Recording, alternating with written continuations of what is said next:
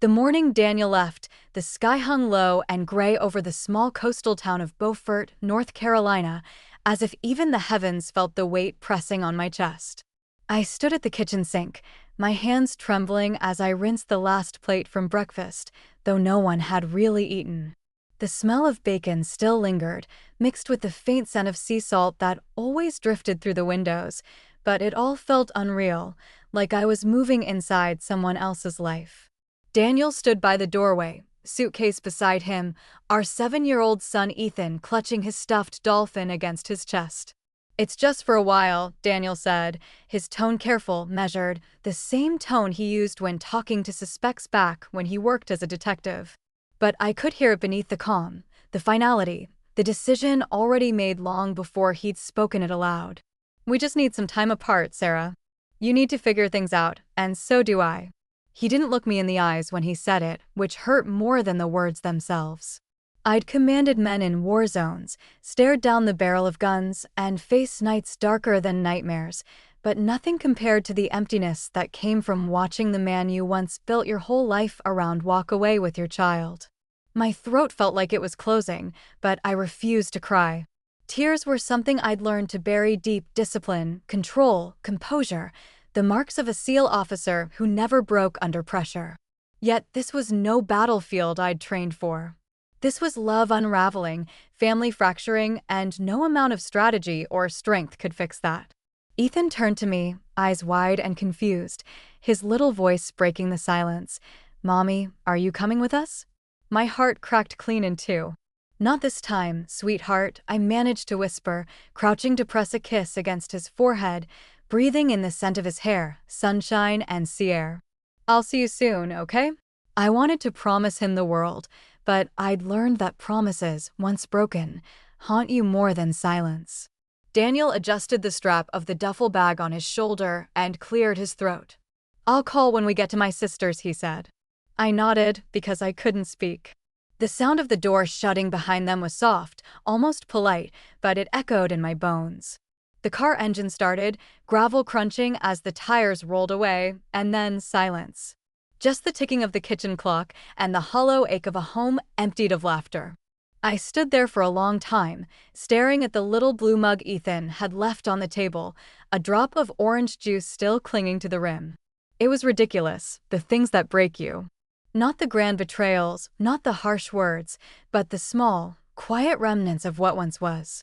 I had spent most of my adult life in the Navy, leading men through chaos, finding purpose in precision, but motherhood had been the one mission that rewrote who I was.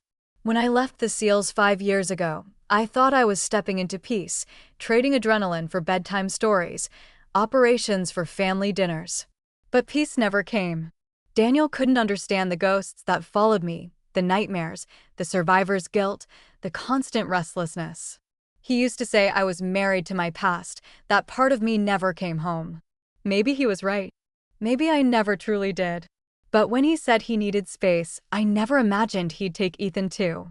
That night, the house groaned with the wind, and I lay awake staring at the ceiling, listening to the echoes of my son's laughter that still lived in these walls. Every creak of the floorboards felt like a memory. Ethan running down the hall in his pajamas, Daniel humming off-key in the shower, the three of us sitting on the porch watching thunderstorms roll across the ocean. I used to believe storms were beautiful. Now they just sounded like heartbreak. The next morning, I went down to the dock at sunrise. The sea was calm, a mirror of pale gold and silver. I watched the horizon, the same way I used to before deployments, when I'd wonder if I'd ever make it back. Only this time, I wasn't the one leaving. The gulls screamed overhead, and I let the wind hit my face until the sting numbed something inside me. I thought about calling Daniel, begging him to come back, to talk, to let me see Ethan, but then I remembered the way he looked at me yesterday, tired, closed off, already gone. So instead, I called Captain Ross, my old commanding officer, the man who'd seen me at my strongest and my weakest. "Ma'am," he said when he answered, still calling me by my rank though I hadn't worn the uniform in years. "Didn't expect to hear from you." "Didn't expect to call," I replied, forcing a small laugh that didn't sound like me. Just needed to hear a familiar voice, I guess. He was quiet for a moment before saying, "You're a fighter, Sarah. Don't let this take you down. You survived worse than this." Maybe I had, but none of those battles had faces I loved. When I hung up, I realized something simple and terrible. I had no plan. For the first time since I was 19, I didn't know what came next. I had no mission, no orders, no one to save except myself, and I didn't know how to do that anymore. I started running again. Not away from anything, just through it. Every morning, I ran along the coastline, the rhythmic slap of my shoes against the wet sand like a heartbeat keeping me alive. I told myself if I could just keep moving, maybe I wouldn't drown in the stillness. People in town nodded politely when they saw me, but they all knew. News spreads fast in small towns. "Daniel took Ethan," they whispered. Poor Sarah. She was always too strong for her own good. They said it like strength was a flaw. Maybe it was. Weeks turned into months. The house stayed too clean, too quiet. I'd set the table for one without thinking, then sit there staring at the empty chair across from me. I left Ethan's room untouched, the Lego tower half-built, the astronaut poster still taped above his bed, the nightlight shaped like a whale glowing faintly in the dark. Every Sunday, I'd write him a letter I never mailed. I told him about the waves, about the way the hydrangeas bloomed outside his window, about how the stars looked when the clouds cleared. I told him I loved him, always. Some nights, when the loneliness became unbearable, I'd dream of him calling for me, his voice echoing over the water. I'd wake up reaching, heart pounding, tears on my face. And every time, I'd whisper to the dark, "I'm coming for you." It wasn't a threat. It was a vow. Daniel thought I'd let him go, thought I'd stay quiet, thought my strength ended when I left the military. But he forgot who I am. He forgot that the same discipline that carried me through war was the same strength that would carry me back to my son. I began documenting everything, every missed call, every unanswered message, every small detail of where Daniel might be. Not to fight him in court, not yet, but to prepare. To understand. To find a way. The law could be slow. Painfully slow. But I was patient. I'd been trained for missions that required months of waiting, of watching. This was no different, except the battlefield was my heart. One afternoon, as autumn came, I received a postcard. No return address, just a picture of a lighthouse in Maine. On the back, in shaky handwriting, were 4 words, "I miss you, Mom." My knees gave out right there on the porch. I pressed the card to my chest and sobbed for the first time since they'd left. Ethan hadn't forgotten me. My boy still remembered. That was all the fuel I needed. I sat at my kitchen table that night, map spread before me, the old instincts kicking in, the ones I thought I'd buried.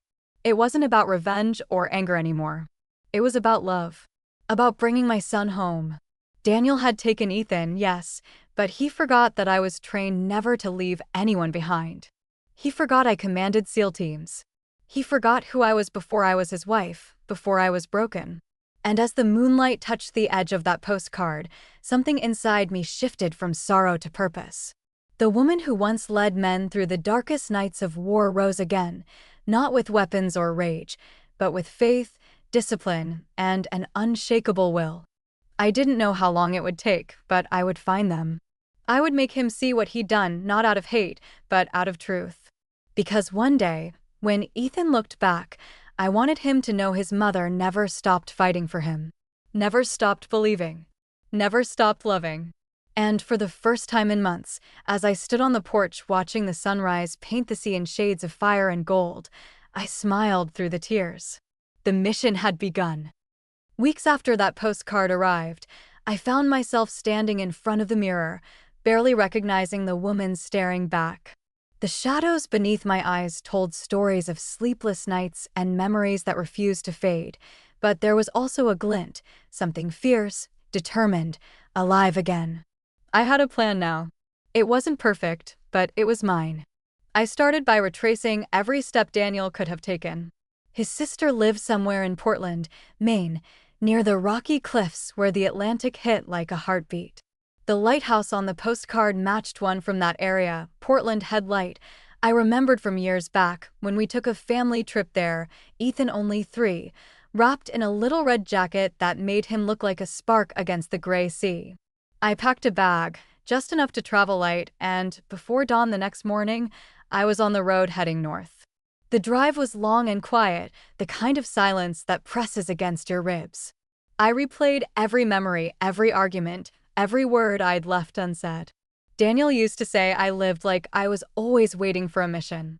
Maybe he wasn't wrong. But this one wasn't about orders or medals, it was about my son. I didn't call anyone to say I was leaving. I didn't owe explanations anymore. The road unfolded ahead like a promise, and with every mile I felt pieces of myself returning. The sharp focus, the awareness, the purpose. When I reached Portland, fog rolled in thick and heavy, swallowing the city in a pale haze.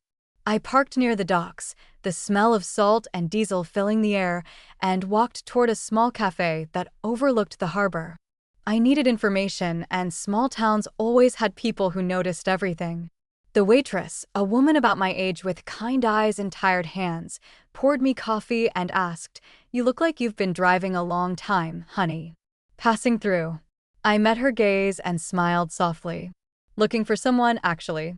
My ex-husband. He used to be a detective. Might have moved here recently, with our son. She tilted her head, curiosity flickering. Name?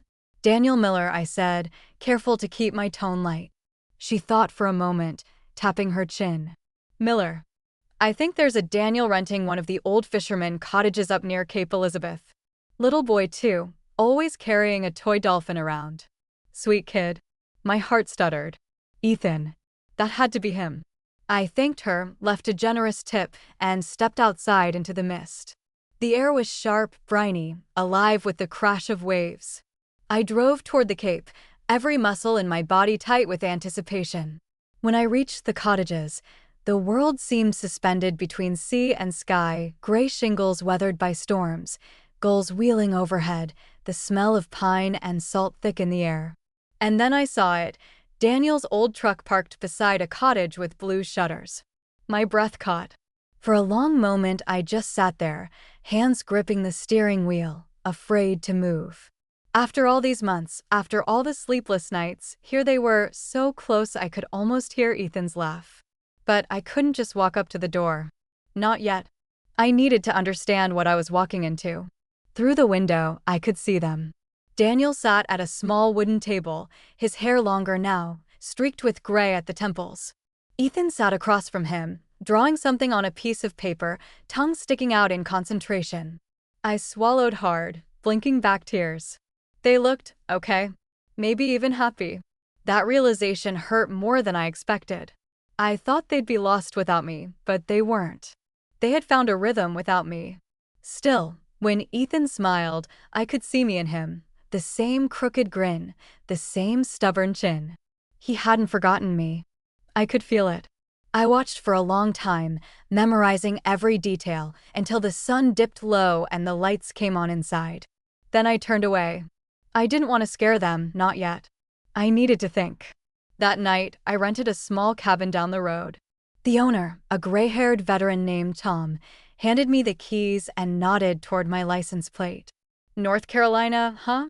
Long way from home. I just smiled. Sometimes home isn't a place anymore. He didn't ask questions, and I was grateful for that. The cabin was small, just one room and a fireplace that crackled softly. I sat by the window, staring out at the lighthouse beams sweeping over the waves, and for the first time in a long while, I allowed myself to breathe. Tomorrow, I would figure out how to see Ethan. Tonight, I needed strength. In the stillness, I closed my eyes and whispered the same prayer I used to say before every mission. Give me clarity. Give me courage. Give me grace. Morning came soft and golden, the fog lifting to reveal a world washed clean. I walked to the cliffs overlooking the sea, watching the gulls dive and rise, and thought about the woman I used to be. The seal in me wanted to strategize, to plan, to execute. But the mother in me just wanted to hold her son. So I followed my heart. I went back to the cottage, waiting until I saw Daniel leave, probably heading into town for groceries. My pulse thundered. I walked up the narrow path, every crunch of gravel sounding like thunder. When I knocked softly, the door creaked open, and there he was, Ethan, standing in the doorway, eyes wide with shock. For a heartbeat, Neither of us moved. Then his face lit up. "Mom," he cried, and before I could even speak, he was in my arms. The world fell away. His little arms wrapped tight around my neck, his heartbeat pressed against mine, his hair tickling my cheek. I held him like I was holding life itself. "Oh, baby," I whispered, my voice breaking. "I missed you so much." "I missed you too," he said, tears glistening in his eyes. "Dad said you were busy, but I knew you'd come." I laughed through tears, stroking his face. "I'll always come for you, Ethan. Always." He led me inside, proudly showing me the little drawings he'd made, the seashells he collected, the tiny wooden boat he and Daniel built together. For a moment, everything felt almost normal. But then I heard tires crunching outside. "Daniel." Ethan froze, sensing the change in the air. "It's okay," I said softly. "Go to your room for a minute, sweetheart. I need to talk to Daddy." He nodded and disappeared down the hallway. When Daniel walked in and saw me, he stopped cold. For a long moment, neither of us spoke. His jaw tightened, eyes flickering with shock, anger, something else, maybe guilt. "Sarah," he said finally, voice low. "What are you doing here?" I stood tall, every muscle steady even as my heart raced. "I came for my son." "You can't just show up like this," he said, running a hand through his hair. "You left us no choice, Daniel. You took him without warning, without even talking to me. Do you have any idea what that did to him?" "To me?" His shoulders sagged, but he didn't answer. I took a step closer.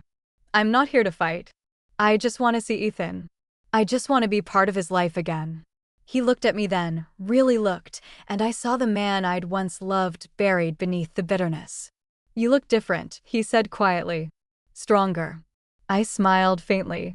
Maybe I finally remembered who I am. Silence stretched between us, filled only by the soft sound of waves crashing outside. "I didn't mean to hurt you," he said. I didn't know how to reach you anymore." I swallowed hard. "You should have tried anyway." He nodded slowly, guilt flickering across his face. "He misses you, you know. Every night before bed, he asks if you're thinking of him." My breath caught. "Always," I whispered. "Every second." For a while, we just stood there, two people who'd built and broken each other in equal measure. Finally, Daniel sighed. "You can stay for a bit. Talk to him. But we need to figure this out properly." It wasn't forgiveness, but it was something. Hope, maybe. Ethan came running back in, clutching a seashell. "Mom, look. I found it yesterday." I knelt down, smiling through the tears I didn't bother to hide anymore. "It's beautiful," I said. "Just like you." As I hugged him again, Daniel watched from the doorway, his expression unreadable. Outside, the wind picked up, carrying the scent of rain and salt through the open window. For the first time in months, I felt a flicker of peace, fragile, trembling, but real. I didn't know what tomorrow would bring, or how we'd rebuild, but I knew one thing with absolute certainty. I wasn't running anymore. I'd faced war, loss, loneliness, and now I was ready to face love again, however messy or uncertain it might be. Because this wasn't about winning or losing, it was about finding our way back, one heartbeat at a time.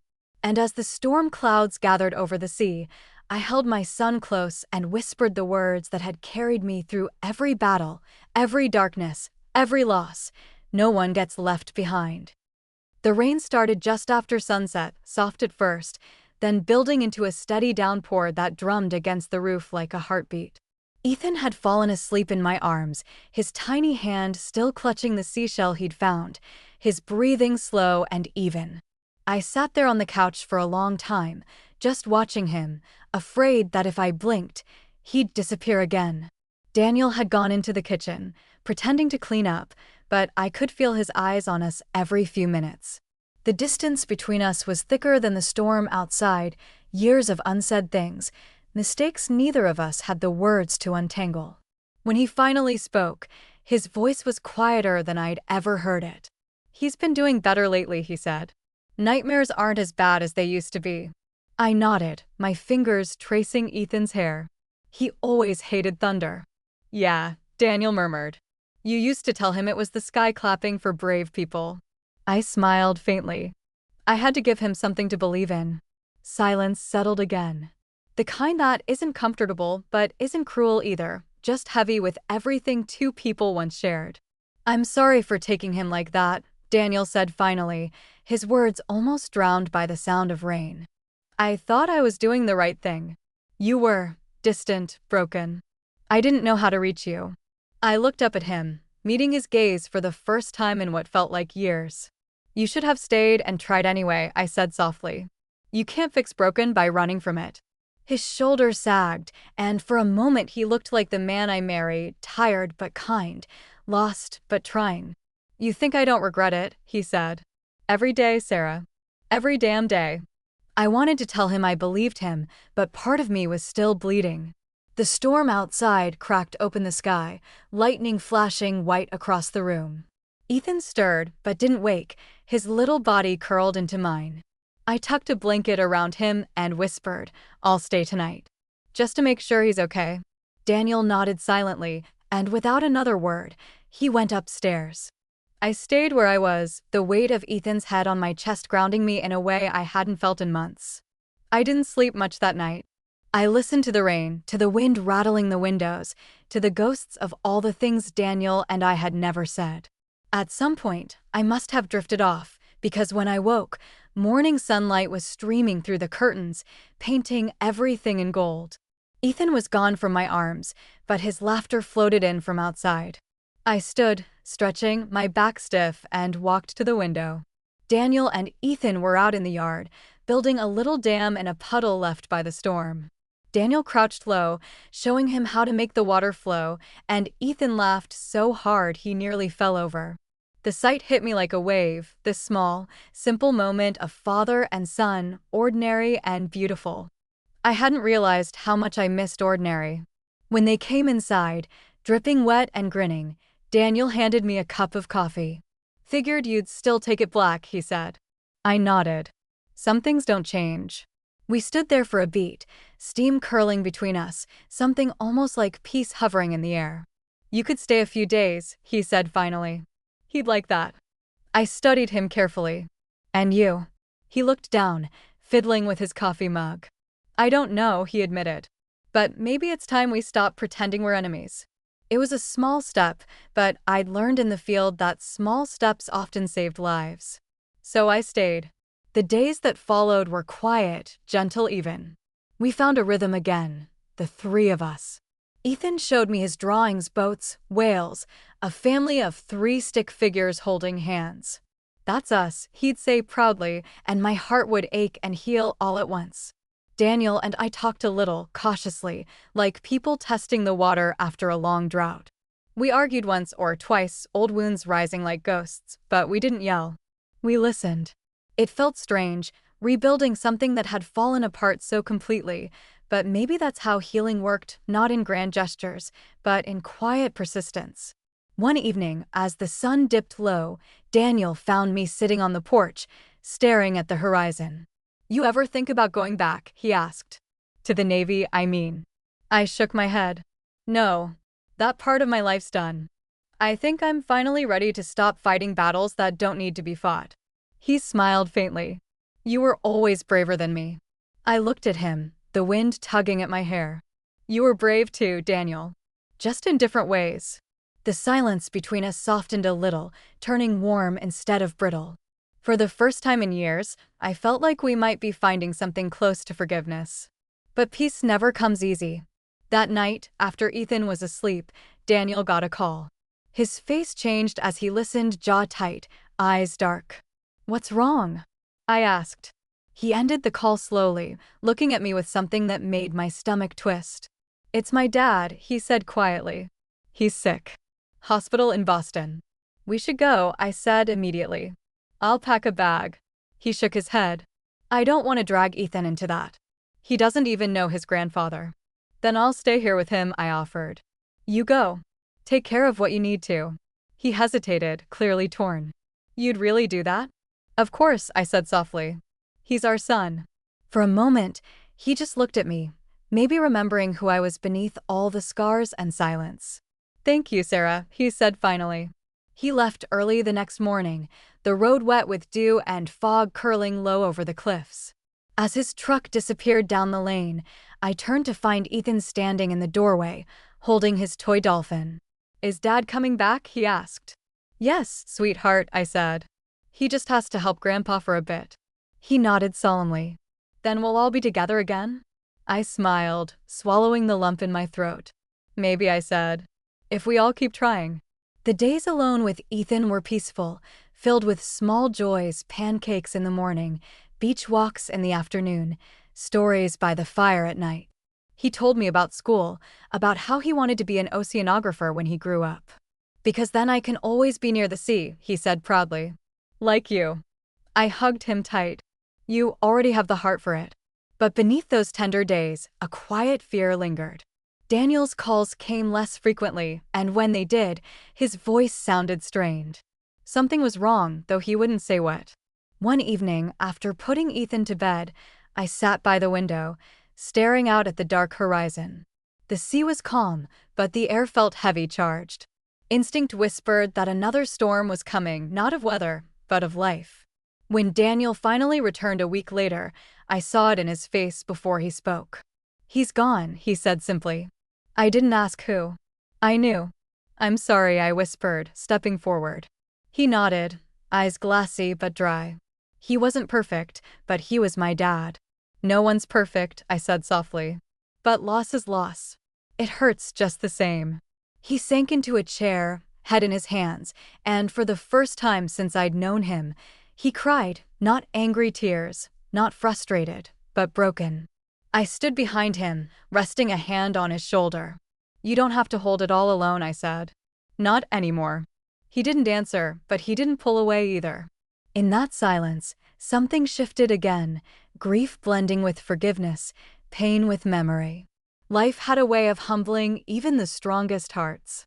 Later that night, when he'd finally fallen asleep, I stepped outside. The stars were bright over the sea, the lighthouse beams sweeping slow and steady.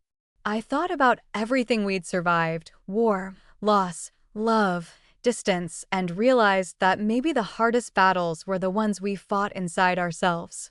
I still didn't know what would happen next, whether Daniel and I would find our way back or drift apart again. But as I listened to the waves crash and the wind whisper through the pines, I felt something I hadn't felt in a long time: peace. Maybe forgiveness wasn't about forgetting or fixing. Maybe it was simply about choosing to see each other as human again. When I went back inside, Ethan had crawled into Daniel's lap, both of them asleep on the couch, the faint glow of the fire painting them in gold. I stood there, heart full, and whispered to the quiet room, "We're still here. We're still trying." Outside, the storm clouds finally cleared, and for the first time in years, the night felt like home. The days after that long night felt like stepping through a fog that slowly began to lift, revealing bits of color and light I hadn't seen in years.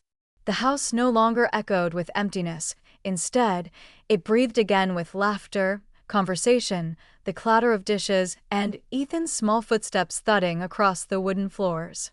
Daniel had changed, maybe not completely, but in ways that mattered. He wasn't the sharp-tongued, restless man who once walked out of my life. He was quieter, more deliberate, as though the weight of all his mistakes had settled into a lesson he finally understood. I didn't trust it at first. Healing doesn't come easy to people like me: soldiers, mothers, women who've had to rebuild from the ashes of both war and love. But every day, he gave me reasons to believe he was trying. He started cooking breakfast again, though his scrambled eggs were terrible, and helped Ethan with his school projects, spending hours explaining how volcanoes erupted or how the moon reflected sunlight. Watching them together felt both beautiful and cruel, a reminder of everything we'd lost and everything we might still have if we were brave enough to reach for it again. One morning, as the tide rolled in beneath a gray sky, Daniel suggested we walk to the pier as a family. It was something we used to do before everything fell apart. The path was lined with wildflowers and the distant hum of boats. Ethan ran ahead, his laughter sharp and pure in the cool air, while Daniel and I walked in a silence that wasn't heavy, just unfamiliar. "You ever think about those years apart?" he asked after a while. I nodded. "Every day." "Do you regret them?" The question stung, not because of what it asked, but because of what it implied, that regret could rewrite what had already been carved into time. I regret the pain, I said finally. But not the lessons. Sometimes you have to break to understand how strong you are. He looked at me then, eyes soft. You were always strong, Sarah. I was just too blind to see it. I wanted to tell him strength wasn't something I chose, it was something survival demanded. Instead, I smiled faintly and watched Ethan toss a pebble into the water. The sun broke through the clouds, catching the edge of Daniel's face, and for a moment, I saw the man I married, the dreamer, the believer, the boy who once promised me forever under a fireworks-lit sky. Later that night, after Ethan went to bed, Daniel and I sat on the porch again. The moonlight fell across the yard, and the smell of salt drifted in with the breeze. Do you ever miss it? He asked. The Navy? I exhaled slowly. Sometimes. I miss the purpose. The clarity. Out there, everything was simple, life or death, mission or failure. But here, I gestured to the quiet house behind us. Here it's complicated. You always seemed like you had it figured out, he said. I laughed softly. That's the thing about soldiers. We're trained to look composed even when we're falling apart. He smiled sadly. You did a damn good job of it. I looked at him, the years written across his face, the lines of regret and time. So did you, I said, and he reached out like he wanted to touch my hand, but stopped just short. We stayed like that for a while, caught between memory and possibility. The next morning, Ethan burst into our room, shouting that he'd found something important on the beach. We followed him down to the shore, and there, half buried in the sand, was an old piece of driftwood shaped like a heart. It's a sign, he said solemnly, holding it up. A sign of what? Daniel asked, amused. That we're supposed to stay here forever, Ethan announced, grinning. I laughed, but something about his words hit deep. Maybe it wasn't a sign, but maybe it didn't need to be. Sometimes the universe spoke softly, through small miracles and children's faith.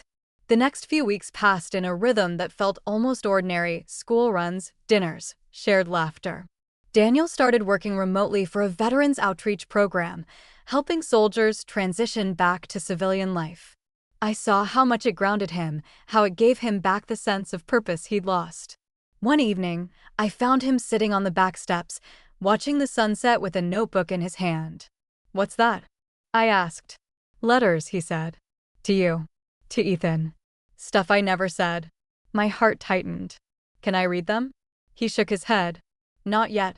One day. I didn't push it. Healing had its own timeline, and I wasn't going to rush his.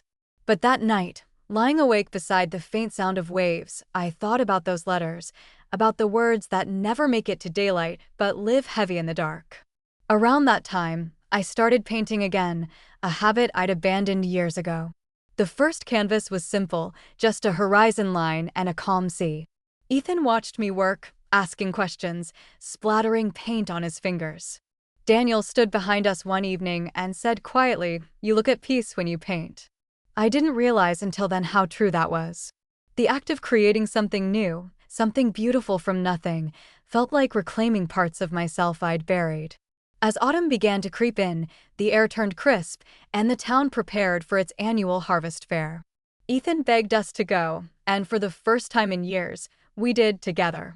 There were lights strung over the square, music drifting from a nearby band, the smell of popcorn and cinnamon filling the air. We rode the Ferris wheel, and as it reached the top, I looked out over the glittering ocean. Daniel sat beside me, Ethan between us, his small hands gripping ours. The world below looked so peaceful from up there. Remember when we used to do this? Daniel asked. I nodded. Feels like a lifetime ago. Maybe it was, he said softly. But I'd like to start again. Different this time. I turned to look at him, the wind tousling his hair, the lights reflecting in his eyes. You're asking me to trust you again, I said. I'm asking you to let me prove it, he replied. There was something steady in his voice, something that made me believe maybe, just maybe, it wasn't impossible. When the Ferris wheel stopped and we stepped back onto solid ground, I felt something shift inside me, a quiet loosening, a fragile hope I hadn't dared to hold for years. That night, after Ethan was asleep, Daniel and I sat by the fire pit in the backyard. The stars were sharp and clear, the kind that only appear near the ocean. "Do you think people can really change?" he asked. I stared into the flames. "I think people can choose to try. And sometimes that's enough." He nodded slowly. "Then I'm trying." I looked at him, really looked, and saw the truth in his eyes. "I know," I whispered. He reached out then, hesitating only a second before taking my hand. His touch was warm, familiar, but different, softer, more careful. I didn't pull away. We sat like that for a long time, listening to the ocean breathe in and out, as if it were keeping rhythm for us. When he finally spoke again, his voice was barely above a whisper. "I never meant to break us, Sarah. I just didn't know how to fix myself." I squeezed his hand gently. "Maybe that's what we're doing now, learning how." The fire crackled, sending sparks into the cool night air, and for the first time in years, I didn't feel alone in my own home. A few days later, a storm rolled in, one of those wild coastal tempests that rattled the windows and turned the sea into a roaring beast. Ethan was terrified, clinging to me as thunder shook the walls. Daniel stayed calm, lighting candles when the power flickered out, wrapping us in blankets, his voice low and soothing. We told stories to distract Ethan's silly ones, brave ones, the kind that end with laughter instead of tears. When the storm finally passed and silence settled over the house, Ethan fell asleep on Daniel's chest. I watched them both, my heart full of something I couldn't name. Maybe love, maybe relief, maybe the fragile miracle of second chances. As dawn broke and the world turned gold again, I stepped outside, barefoot on the wet porch. The air smelled of rain and salt, and for the first time in so long, I felt whole. Behind me, I heard Daniel's voice. "You okay?" I turned, smiling faintly. "Yeah," I said. "I think I finally am." The morning after the storm felt like the world had exhaled. The air was washed clean, the sky a soft watercolor of gold and blue, and the sound of gulls echoed faintly over the waves.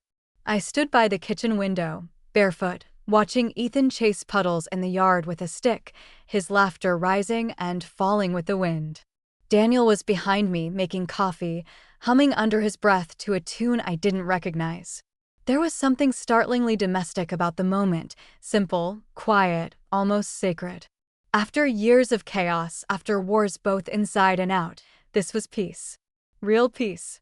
But peace has a way of making you restless when you've spent your life surviving battles. Part of me didn't know how to trust it. The stillness felt fragile, like glass. I turned as Daniel handed me a mug. Our fingers brushed, and for a heartbeat, neither of us moved. "Sleep okay?" he asked softly. "Better than I have in a long time," I admitted. He smiled, that faint, careful smile that carried more apology than words ever could. "Ethan wants to go into town today," he said. "The hardware store's doing some kind of father-son project event." "That's good," I said. "He loves building things." "So do I," he added quietly, and I realized he wasn't talking about birdhouses or toy boats, he was talking about us. Later, as they drove off, I sat on the porch with my sketchbook. The sea was calm again, glittering under the rising sun. I drew without thinking, lines, shapes, memories. By the time the page was full, I realized I had drawn the three of us, holding hands by the water, silhouettes against the sunset. My chest tightened, tears blurring the image. Healing was a strange thing. It didn't ask permission. It just came quietly, moment by moment. When they came home hours later, Ethan was covered in sawdust, proudly showing off a wooden birdhouse painted in crooked stripes. Daniel looked exhausted but happy. "He did most of it himself," he said. "You supervised?" I teased. "Barely," he laughed, rubbing his neck. "He's got your focus." I smiled at that. It was true, Ethan had always been intense for his age, thoughtful, stubborn, the kind of child who felt the world too deeply.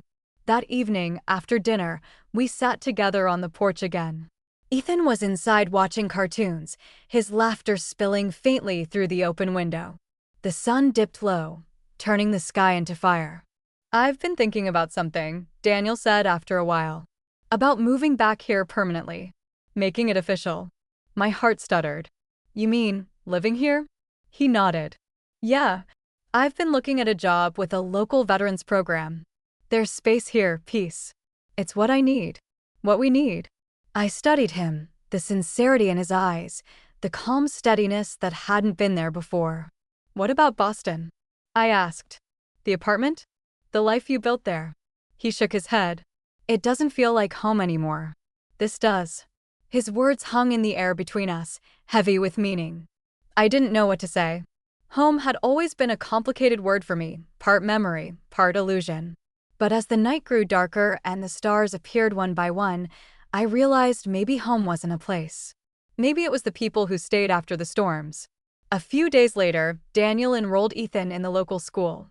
Watching him walk into that classroom, shy but brave, I felt a rush of pride and nostalgia. Life had come full circle in ways I hadn't expected. The other parents smiled at me, friendly but curious. Some recognized me from town, the Navy woman who used to live up on the hill. I didn't mind. I'd stopped hiding from my past. That weekend, the town held a small memorial for local veterans, and they invited me to speak. I almost refused. I didn't like being the center of attention, but Daniel encouraged me. You've got stories that matter, he said. People need to hear them. So I stood in front of that small crowd, the sea wind tugging at my hair, and talked about service, sacrifice, and what it means to start over. My voice wavered at first, but then it steadied, growing stronger with each word. I saw tears in the audience, men, women, old soldiers. When it ended, there was quiet applause, but what meant more was the look in Daniel's eyes, pride, warmth, love. Later, as we walked home, he slipped his hand into mine without a word, and I didn't pull away. That night, I dreamed again, but not of war. This time, it was of peace along beach, Ethan's laughter echoing in the distance, Daniel's hand steady in mine. When I woke, the dawn light filled the room like a promise. For the first time in years, I didn't feel like running from anything. Days turned into weeks, and the rhythm of our life settled into something new and gentle. There were small arguments, of course. Old wounds don't disappear just because you wish them away, but we handled them differently now, with patience instead of pride. One evening, as I was folding laundry, Daniel walked in holding a small box. "What's this?"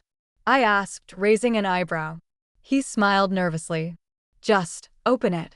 Inside was a silver pendant, simple and elegant, shaped like an anchor. "It reminded me of you," he said. "Strong. Grounded. Unbreakable." My throat tightened. "Daniel, you don't have to say anything," he murmured. "It's not about what we were. It's about what we could be." I put the pendant on, the cool metal pressing against my skin, and felt something shift, like closing one chapter and daring to begin another. That night, Ethan climbed into our bed during a thunderstorm, snuggling between us. Daniel draped an arm over both of us, and I felt his heartbeat steady and sure. The world outside raged, but inside, there was calm. Months passed, and autumn melted into winter. The first snow fell softly, blanketing the town in silence. I took a job teaching self-defense classes for women at the community center, a way to stay connected, to help others find their strength. Daniel's work with veterans grew too. People respected him, trusted him. Watching him rebuild not just his life, but his purpose was one of the quietest joys I'd ever known. One evening, after class, I came home to find the living room glowing with candlelight. The table was set, dinner waiting. "What's this?" I laughed. Daniel smiled, stepping forward. "A celebration." "Of what?" "Of us," he said simply. "Of making it through." We ate, laughed, shared memories, even danced a little to an old song playing softly on the radio. At one point, he looked at me with that familiar intensity, the one that used to undo me, and said, "Do you ever wonder why we survived all of it?" I thought for a moment. "Because we had to." "No," he said. "Because deep down, we didn't stop loving each other. We just forgot how." I didn't answer, but my silence said enough. When the night ended, and we stood outside under falling snow, he took my hands, eyes shining. "Sarah," he said quietly, "I don't want to undo the past. I just want to write what comes next with you, if you'll let me." The snow fell between us, soft and cold, and in that suspended breath, the world felt utterly still. I thought about all the battles we'd fought against life, against ourselves, and realized this was the hardest one of all, choosing to hope again. Slowly, I nodded. "One day at a time," I whispered. His smile was small but radiant. "That's all I'm asking for." Inside, the fire crackled, Ethan's laughter echoing faintly down the hall. The house, once haunted by absence, now pulsed with life. I looked around at everything we had rebuilt and felt an ache of gratitude. We weren't perfect, God knows we never would be, but we were real. And after everything, that was enough. As the night stretched on, Daniel and I stood by the window, watching the snow cover the world in silence. For the first time in forever, I didn't feel like a soldier fighting invisible wars. I felt like a woman, a mother, a survivor, standing at the edge of something new, something earned. And as I leaned my head against his shoulder, the stars above glimmered like distant memories of every promise we'd ever broken and somehow, miraculously, kept. The new year arrived quietly, wrapped in frost and hope. Snow lay heavy on the rooftops, and the ocean beyond the cliffs looked frozen in stillness. Inside our home, life moved in small, warm circles, Ethan's laughter in the mornings, the smell of coffee, the creak of old floorboards, the steady rhythm of a family learning how to breathe again. Daniel had officially started his job with the Veterans Outreach Program. He came home late some nights, eyes tired but spirit lighter than I'd seen in years. I watched him with quiet pride as he helped others navigate the same darkness that once almost swallowed him whole. Healing others was, I realized, how he healed himself. One morning, as I drove Ethan to school, he asked, "Mom, are we going to stay here forever?" His tone was casual, but I knew the question came from somewhere deeper. "Why do you ask?" I said. He shrugged, staring out the window. "It's just, before, we always moved. You and Dad were never in the same place long. I don't like when people leave." My chest tightened. "We're not leaving, sweetheart," I said softly. "Not this time." He smiled a little, but I saw the flicker of fear still hiding behind his eyes, the kind that comes from instability too young to name. That night, when I told Daniel what Ethan said, he grew quiet. "He deserves better than what we gave him," he murmured. "He deserves to know what staying feels like." "We're giving him that now," I said. "We just have to keep showing up." We did. In small ways that mattered: morning pancakes, movie nights, walks on the beach. There were still shadows that crept in sometimes, old triggers, forgotten arguments, but we faced them together instead of alone. Spring came slow that year. The snow melted, revealing the green beneath. The air filled with salt and rain, and the gulls returned to the coast. One evening, while sorting through old boxes, I found the letters Daniel had written me years ago during his deployment, unread ones I'd never opened after the fights began. I sat on the floor, hands trembling, and finally unfolded them. The words inside weren't polished or poetic, they were raw, full of longing and guilt and love. "Every night I dream of coming home and finding the light still on. I hope you'll still be there when I do." Tears blurred the ink. All this time, I'd built walls to protect myself from him, not realizing he'd been trying to find a way back all along. When Daniel came home, he found me there, surrounded by those letters. For a moment, neither of us spoke. Then he knelt beside me. "I didn't think you kept them," he said quietly. "I kept everything," I whispered. "Even the things I wish I hadn't." He touched my hand gently. "You don't have to carry all of it anymore, Sarah." "Neither do you," I said. That night, we burned the letters in the fireplace. Not out of anger, but as a kind of release. The paper curled, the ink turning to smoke, carrying our old selves with it. We watched the ashes rise, our fingers intertwined, and for the first time, I felt the past finally let go. Summer arrived like a promise. The days stretched long, golden, and kind. Ethan spent hours at the beach, his skin tanned and freckled, his laughter bright against the surf.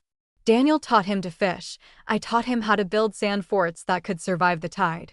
There was a sense of rhythm to everything now, like we'd found the right tempo at last. One afternoon, a letter arrived addressed to me.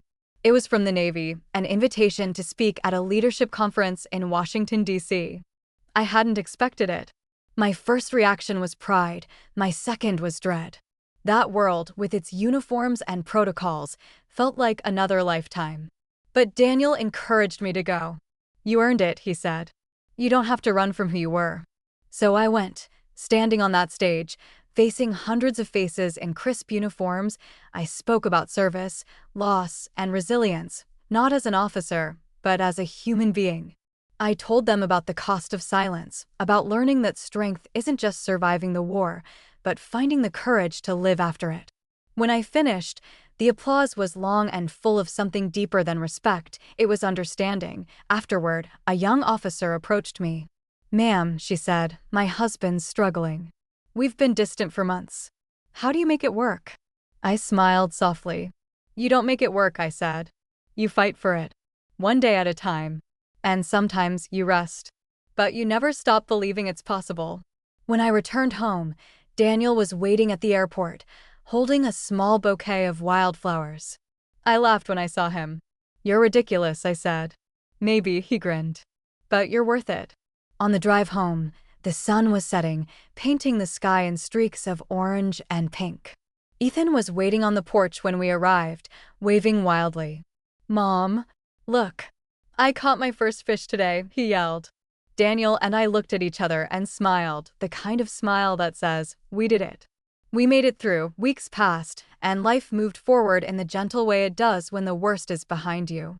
There were still moments that caught me off guard, the sound of helicopters that made my heart race, the way Daniel sometimes froze at sudden noises, but we learned to anchor each other through those storms. One night, I woke to find Daniel sitting by the window, staring out at the moonlit sea. "Can't sleep?" I asked, walking over. He shook his head. "Just thinking," he said, "about everything we almost lost." I sat beside him. "You're here now," I said. "That's what matters." He turned to me, eyes soft. "Do you ever regret staying?" The question startled me. "No," I said. "Do you?" "Never," he whispered. "But sometimes I wonder if I deserve it." I touched his cheek gently. "You do. We both do."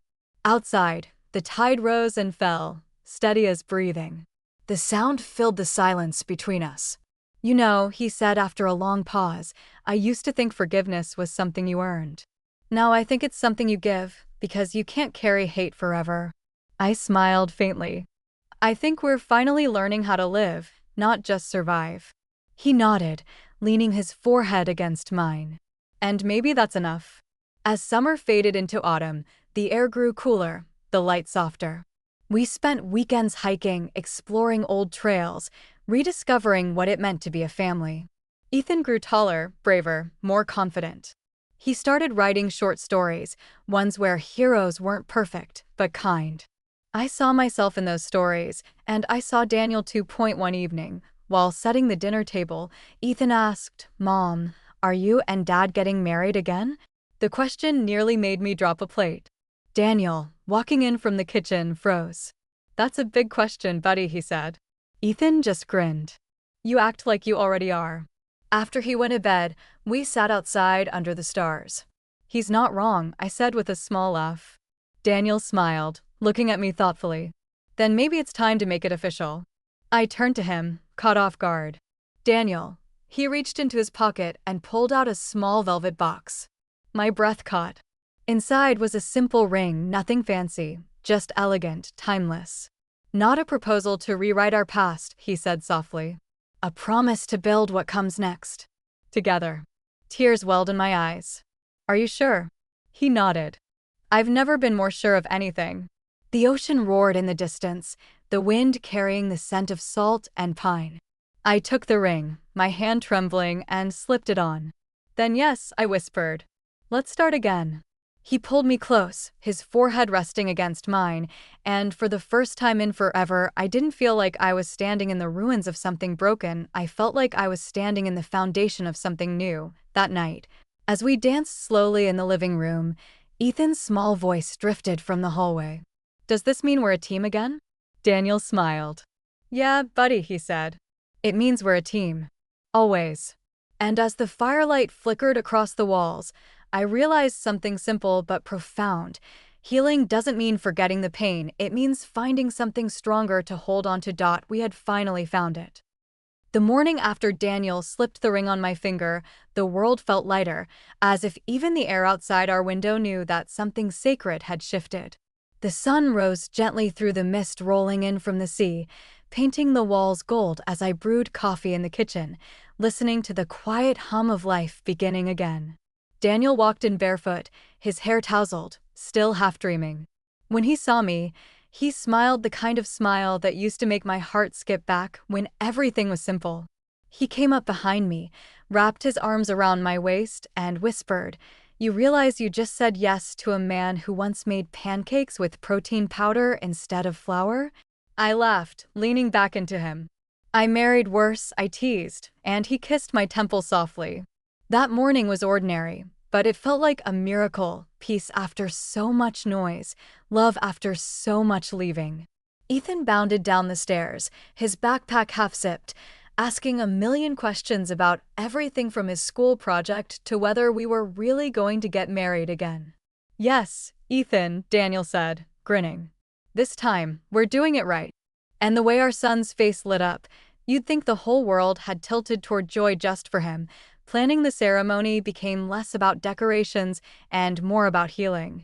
We decided on something small, just us, a few close friends, and the ocean. I didn't want fancy or loud. I wanted honest. There was a little white chapel on the edge of town that overlooked the cliffs, the same one we'd passed hundreds of times but never entered. When I stood inside for the first time, the scent of old wood and salt air wrapped around me like memory. The pastor, an old friend of mine from my SEAL days who'd retired to this sleepy coastal town, agreed to officiate. "Seems like you've both been through your share of battles," he said with a knowing smile. "But the best victories," he added, "come when the fight is for peace." The days leading up to the wedding were quiet, but full. I found myself reflecting on everything that had brought us here, the nights of fear, the months of silence, the years of trying to forget and failing miserably.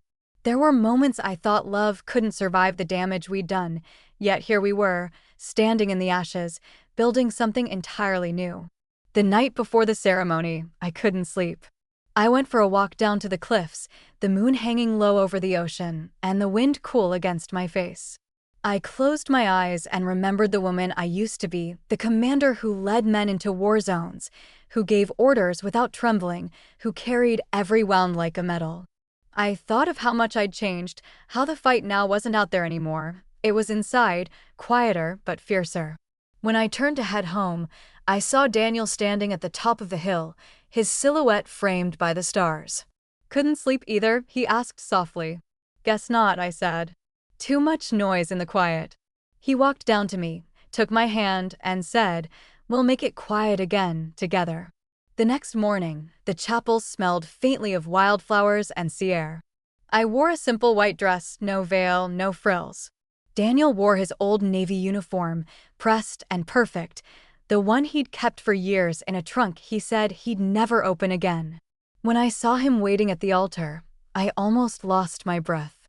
There was something in his eyes that wasn't just love, it was reverence, apology, and awe, all woven together. Ethan stood beside him as best man, proudly wearing a tiny navy blue suit, fidgeting with the tie we'd struggled to knot. The ceremony was simple, almost wordless. When it came time for vows, Daniel's voice broke as he spoke. "Sarah," he said, "I walked away because I thought love was supposed to be easy. But you taught me that love worth having is love you fight for. You've seen every dark part of me, and you still stayed. That's the bravest thing anyone's ever done for me." Tears blurred my vision, but I found my voice. "Daniel, I built walls so high even I couldn't climb them. You tore them down, not with force, but with patience. You gave me back my heart when I thought it was too broken to matter." "I don't promise perfection," I said, my voice trembling, "but I promise to keep showing up, even when it's hard."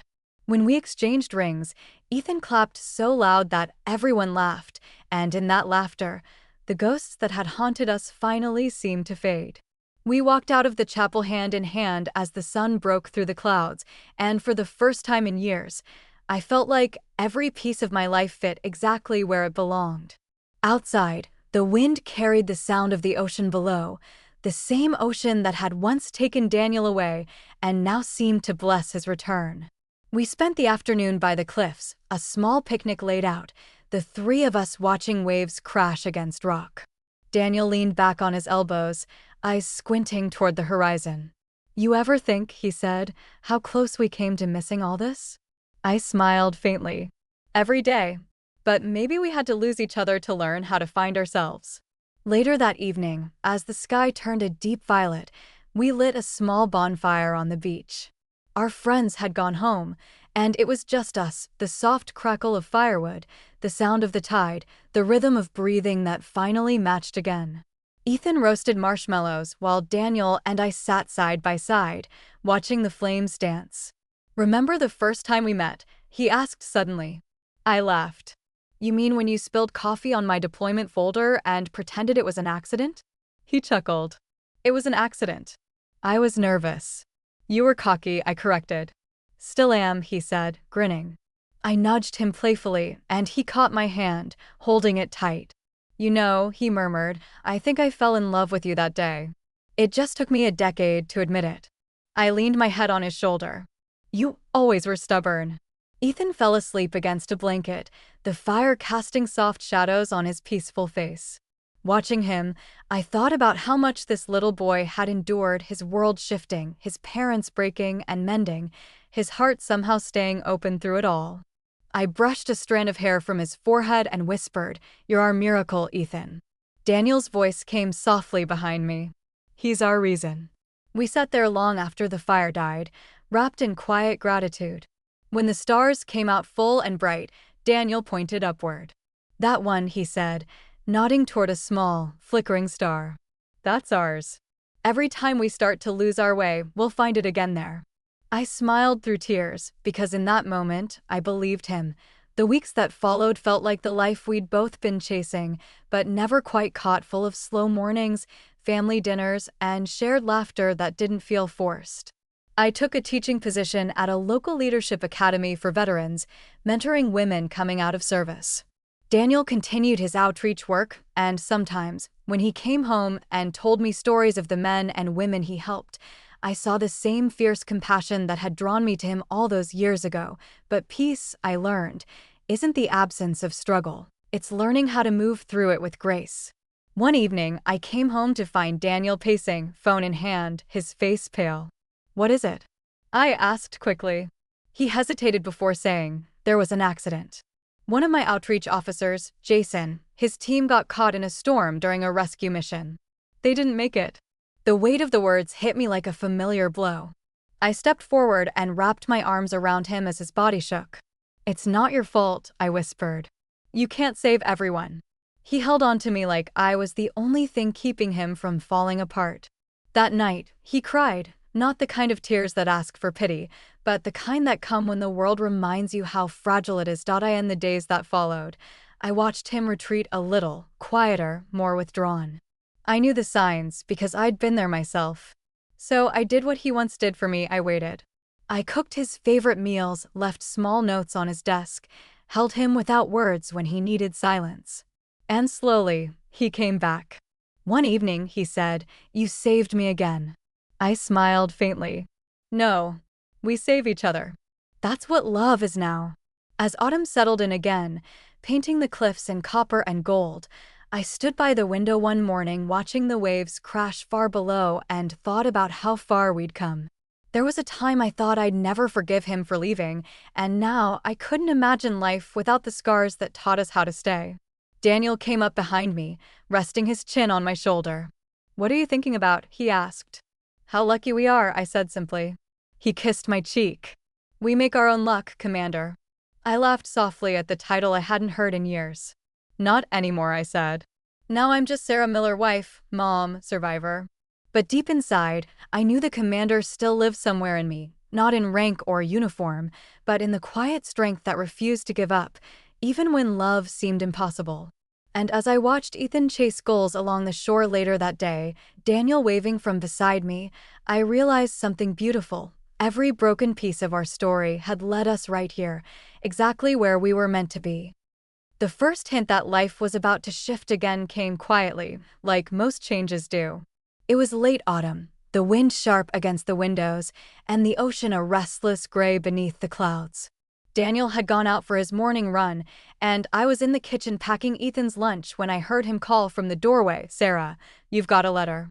I wiped my hands and turned to see him holding a thick white envelope with a government seal. For a second, my stomach twisted, the kind of instinct that never quite leaves you after years of service. I took it slowly, my fingers cold against the paper. Inside was an invitation. The Pentagon wanted me to consult for a new Veterans Resilience Initiative, a short-term leadership program based in Washington, D.C. It was supposed to last 3 months. "You should go," Daniel said softly as he read over my shoulder. "They need people like you." I looked up at him, uncertain. "It's across the country. I can't just leave you and Ethan." He smiled faintly. "You wouldn't be leaving us, Sarah. You'd be leading again. There's a difference." For days, I wrestled with the decision. I'd finally built peace, solid, steady, beautiful, and now the world was asking me to step away from it. The old commander inside me stirred, restless at the thought of duty calling again. But the mother and wife in me hesitated, terrified of reopening old wounds. Ethan, who was more observant than most kids his age, asked one night at dinner, "Mom, are you gonna go help the soldiers?" His voice carried both pride and fear. "Maybe," I said gently. "But it would just be for a little while." He frowned. Last time Dad said, "a little while," he was gone a whole year. I reached for his hand. "I'm not your dad, sweetheart. And I'd never leave without a way home." He nodded slowly, though I could tell the idea unsettled him. In the end, I went. Daniel insisted, and deep down, I knew I had to. So, a month later, I stood in the airport, suitcase by my side, watching Daniel and Ethan waving from the other side of security. Ethan's small hand pressed to the glass nearly broke me, but I smiled and mouthed, "I'll be back soon." As the plane lifted off, the coastline shrinking below, I felt something shift inside, a strange mix of excitement and dread. Washington was colder than I remembered. The city moved fast, its rhythm pulsing with ambition and exhaustion. The first week of the program was intense, long meetings, high-ranking officers, endless discussions about trauma, leadership, and the invisible wounds of service. But beneath all the formality, I saw something raw, men and women desperate for purpose after war. I recognized their eyes, the same haunted determination I'd once seen in my own reflection. And as I spoke in front of them, I felt that old fire again, not the one born from battle, but from meaning. Still, every night, when I returned to the quiet of my hotel room, I missed home with an ache that surprised me. Daniel sent photos, Ethan's soccer games, their beach walks, Sunday pancakes gone slightly wrong. He never complained, but I sensed his loneliness between the lines. One night, he texted, "Proud of you, but hurry home. House doesn't sound the same without you." I smiled at the screen, tears stinging my eyes. Almost done, I typed back, "Tell Ethan I love him to the moon." By the second month, exhaustion began to creep in. The stories I heard during sessions were heavy, memories of loss, guilt, families torn apart. One afternoon, after a particularly difficult debrief, a young veteran named Cole approached me. He couldn't have been more than 25, his hands trembling slightly.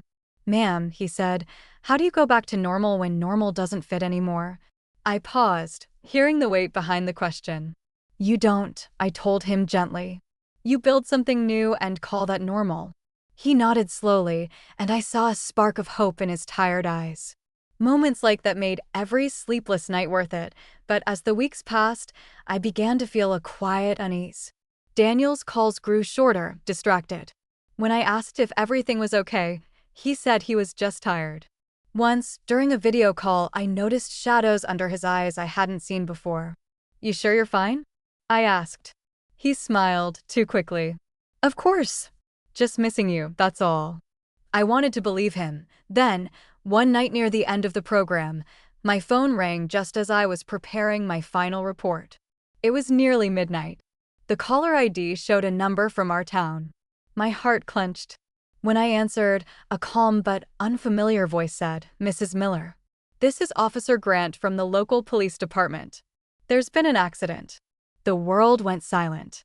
Your husband was in a car collision on Highway 14. He's stable now, but we need you to come as soon as possible. The next few hours were a blur. I don't remember the flight, the cab ride, or the endless minutes pacing hospital corridors. When I finally saw Daniel, he was lying in a hospital bed, pale but conscious, a faint smile tugging at his lips as I burst into tears.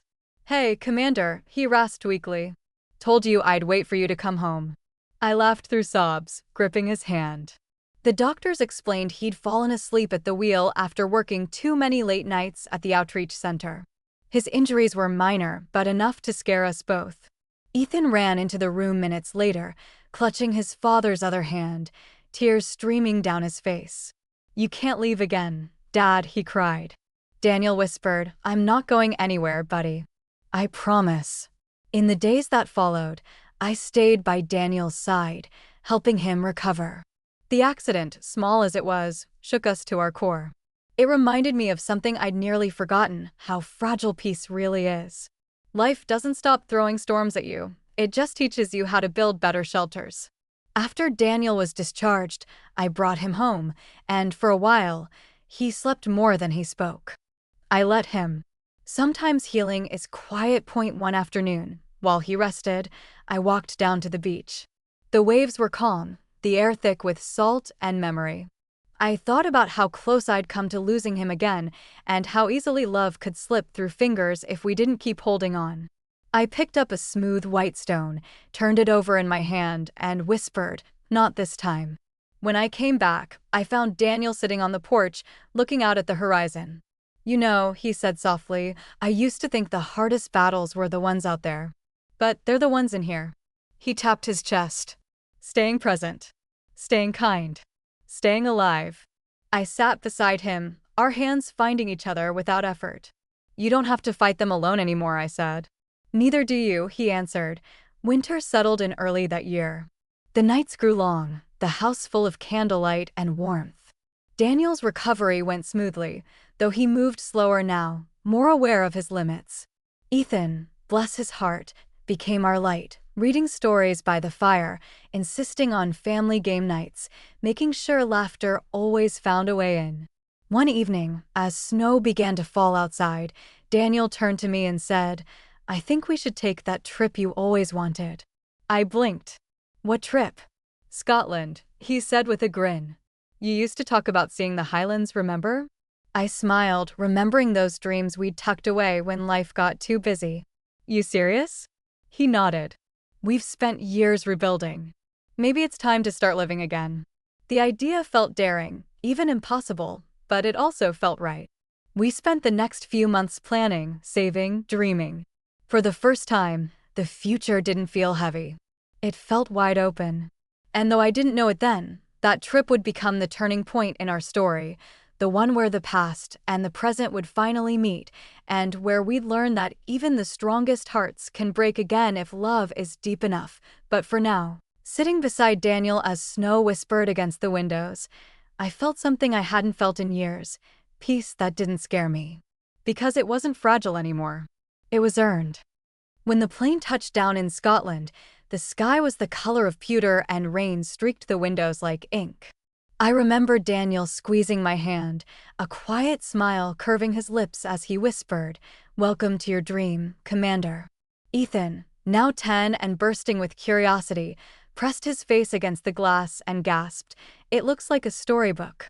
And it did, the rolling hills stretching into mist, stone cottages tucked between patches of green, the world so old it seemed to hum with memory.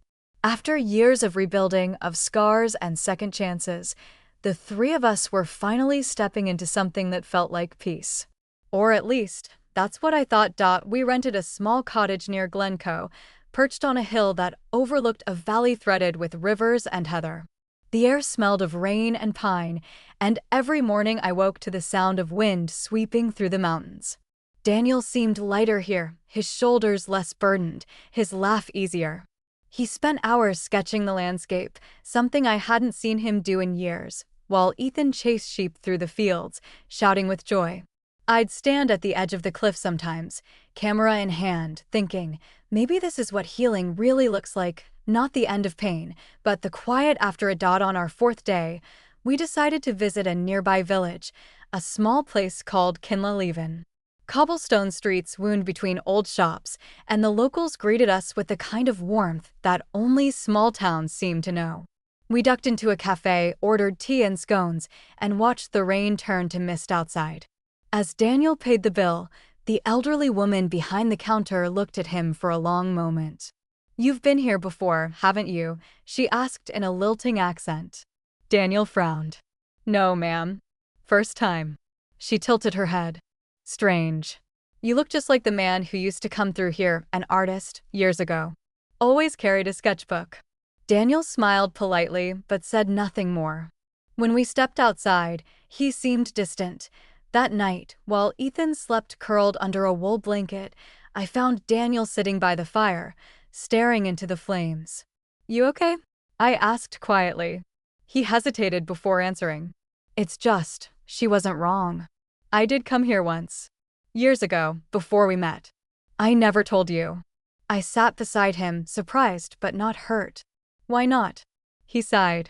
"Because it was a hard time. My unit had just lost 2 men overseas. I came here to disappear for a while. I spent weeks hiking these trails, sketching, trying to make sense of everything. I thought I'd buried that part of my life, but being here, it's all coming back."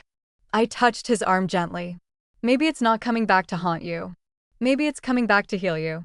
He looked at me, eyes softening. "Maybe. But there's something else." He reached into his bag and pulled out a small, worn leather notebook. I recognized it instantly. It was the one he'd carried since his army days. He opened it to a page filled with sketches of mountains, rivers, and one drawing of a woman standing by the sea. "That's you," he said quietly. "I drew this before I met you." I froze, staring at the page. The resemblance was uncanny. "Daniel, how?"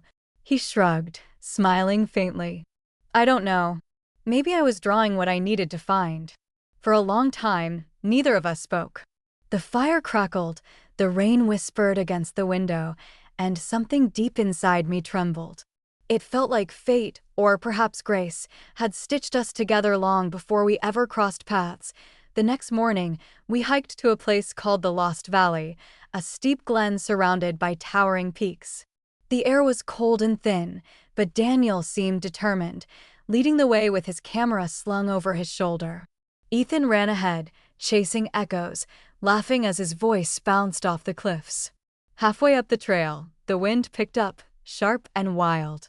I called out for Ethan to slow down, but before I could reach him, I heard Daniel shout, a sound that cut through the air like thunder.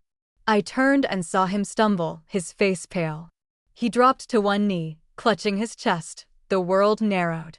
I was at his side in seconds, my hands trembling. "Daniel, talk to me." His breathing was shallow, his lips pale. "I'm fine," he gasped, but he wasn't. Not even close. I shouted for help, my voice echoing down the valley. Ethan stood frozen a few feet away, tears filling his eyes. "Dad," he cried. I pulled Daniel's head onto my lap, trying to steady him, whispering, "Stay with me. Just stay with me." By some miracle, a group of hikers appeared around the bend moments later. One of them was a nurse. Together we called for rescue, and within 30 minutes, a helicopter was lifting Daniel away while I held Ethan tight, my heart pounding so hard it hurt. At the hospital in Fort William, they told me it was a cardiac event, brought on by overexertion, but also by old strain. His heart had taken more damage than we'd realized from the years of stress, the deployments, the sleepless nights. He'd need surgery. Soon. That night, as machines beeped softly around us, Daniel reached for my hand. "Sarah," he whispered, his voice weak but steady, "if I don't make it," I cut him off immediately. Don't even finish that sentence." But he squeezed my hand harder. "Listen to me. You and Ethan, you're my world. Promise me you'll keep living. Promise me you won't build your life around what you've lost." Tears blurred my vision. "You're not going anywhere. You hear me?" He smiled faintly. "Still giving orders, Commander." I pressed my forehead to his. "Always." The surgery took 6 hours. Every minute felt like a lifetime. Ethan and I sat in the waiting room, his small hand wrapped around mine. "He's going to be okay, right?" he whispered. "He has to be," I said, forcing the words past the lump in my throat. When the surgeon finally came out, exhaustion etched across his face, I braced for the worst. But he smiled. He made it. It was close, but he's strong. He'll need time, but he'll recover. I broke down completely, sobbing into my hands while Ethan hugged me tight. The days that followed were slow but full of quiet miracles. Daniel woke, pale but alive, and when he opened his eyes to see us, he whispered, "Told you I'd always come back." Ethan laughed through tears, and for a moment, the world was perfect again. Once Daniel was stable enough to travel, we moved him back to the cottage to recover. He spent his days on the porch, sketchbook in hand, capturing the mountains and light as if each line was a prayer. I'd sit beside him, reading or just listening to the wind. Sometimes, in the evenings, he'd say things like, "If anything ever happens to me, promise me you'll tell Ethan the truth, that life isn't about surviving. It's about becoming." And I'd nod, not trusting my voice. One evening, after dinner, Ethan went outside to chase fireflies near the stone wall. Daniel and I sat by the fire again, wrapped in blankets. "You know what I realized," he said quietly.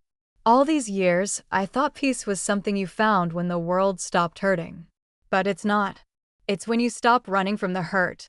I looked at him, his face lit by the flicker of flame, and thought about everything we'd endured: war, loss, rebuilding, and now this. "You've stopped running?" I asked softly. He smiled. "For the first time, yes. Because I've already found where I belong." The next morning, I woke to sunlight streaming through the curtains. The cottage was quiet, too quiet. Daniel wasn't in bed. My stomach tightened. I called his name once, twice. No answer. I found him outside, sitting in his favorite chair, sketchbook in his lap, the page half finished. His eyes were closed, his face peaceful. For a moment, I thought he was asleep. But when I touched his hand, it was cool. The world went still. I don't remember screaming, but Ethan later told me he heard it echo through the hills. The paramedics came, the neighbors gathered, but it was too late. His heart had stopped sometime before dawn. The doctors said it was painless, that he likely just slipped away in his sleep. But no words, no comfort, could dull the sound of that silence. We buried him in a small churchyard overlooking the valley he loved. The wind carried the scent of rain and wildflowers, and as the bagpipes played softly, Ethan clutched my hand and whispered, "He's watching us, right?" I nodded, tears streaking my face. "Always." That night, after everyone left, I sat alone on the porch with Daniel's sketchbook. The last page was the one he hadn't finished. It was of me and Ethan, standing together by the sea, the sky wide and bright above us. At the bottom, in his careful handwriting, he'd written, "You are my peace." I closed the book and held it to my chest, feeling both shattered and whole. Because in that moment, I understood what he meant, that love doesn't end when life does. It changes shape. It lives in the echoes, the memories, the faces of those left behind. In the days that followed, Ethan and I stayed in Scotland a little longer. We hiked the same trails, visited the same cafe, spoke with the same people who'd once smiled at Daniel. Everywhere we went, we found pieces of him, sketched in notebooks, remembered in laughter, whispered in the wind. And though grief still came in waves, I felt something else beneath it: gratitude. For the years we'd had. For the second chances. For the fact that I got to love a man who made brokenness look like beauty.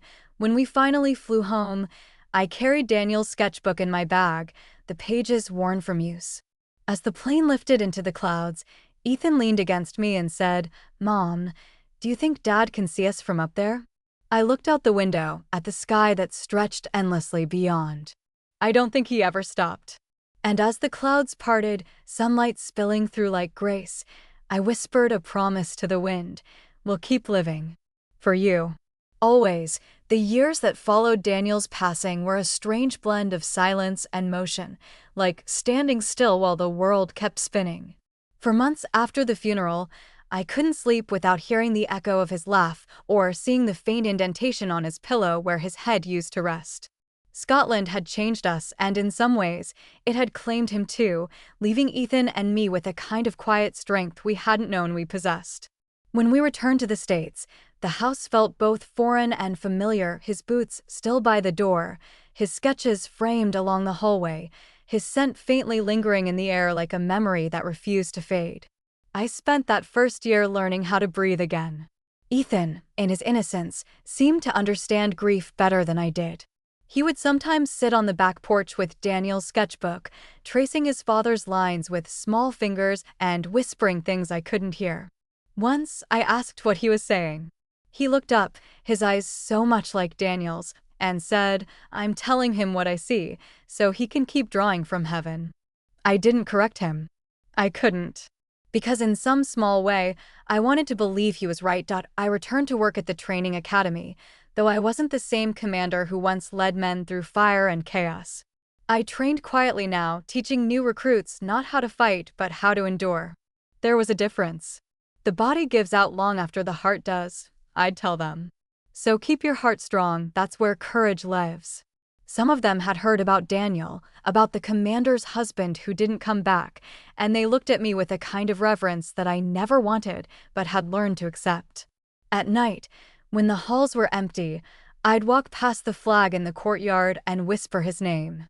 Not as a soldier, not as a widow, but as the woman who still carried him in every heartbeat. Ethan grew fast. Too fast. By the time he turned 14, he was taller than me, his voice deep, his smile steady. He joined the swim team at school, and every time I watched him dive into the pool, I felt that same mix of pride and ache that had become my constant companion. He was Daniel's son through and through, brave, disciplined, but with a quiet gentleness that was all his own. One afternoon, after practice, he came to me with a sketchbook in hand. "Mom," he said, "I think I want to join the Navy someday. Like you. Like Dad." My chest tightened, and for a long moment, I couldn't find the words. Finally, I said softly, "Ethan, your father and I served so you wouldn't have to." But he smiled, that calm, steady smile that reminded me so much of Daniel. "Maybe that's why I want to. Because you did." I didn't argue. Some dreams you can't stop, even when they scare you.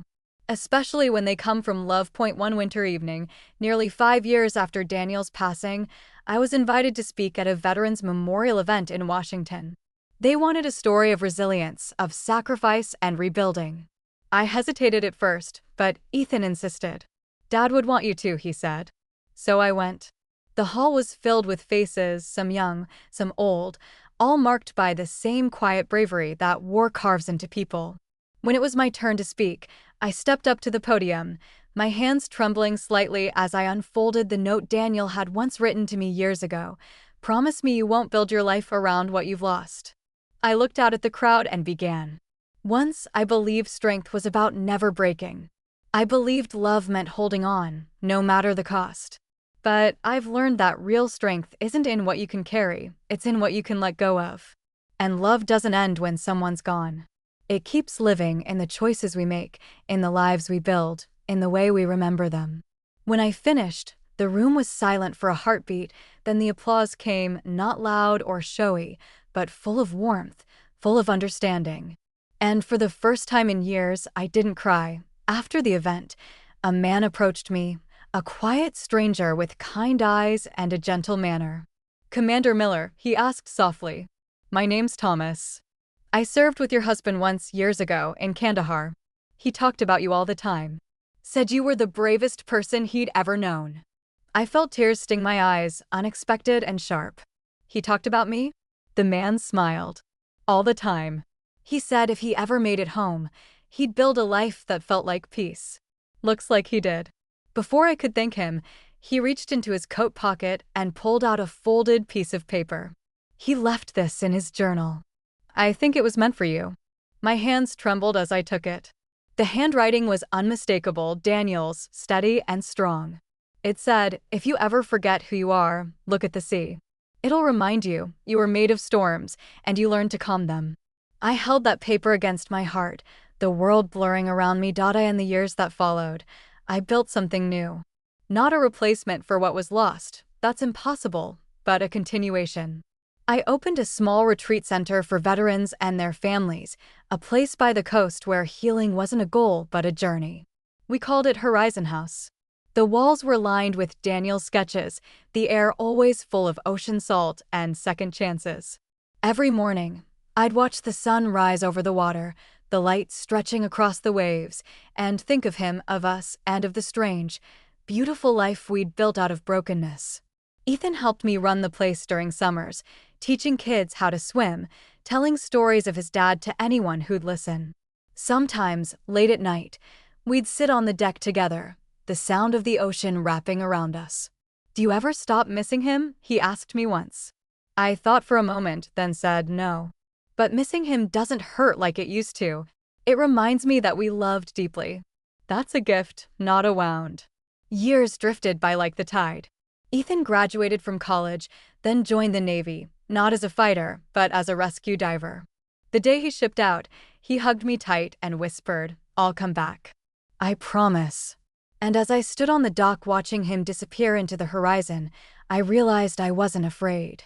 Because I knew he carried not just his father's courage, but my calm, a balance of both of us, made stronger by everything we'd endured. Letters came every month, stories of missions, of friendships, of nights under the stars. Each one reminded me that the world still held beauty, even in the shadow of loss. One autumn morning, I walked down to the beach near Horizon House. The wind was cool, carrying the scent of seaweed and salt. I stood there barefoot, watching the waves curl and crash, when I felt a sudden, almost electric stillness, like the world had paused just for me.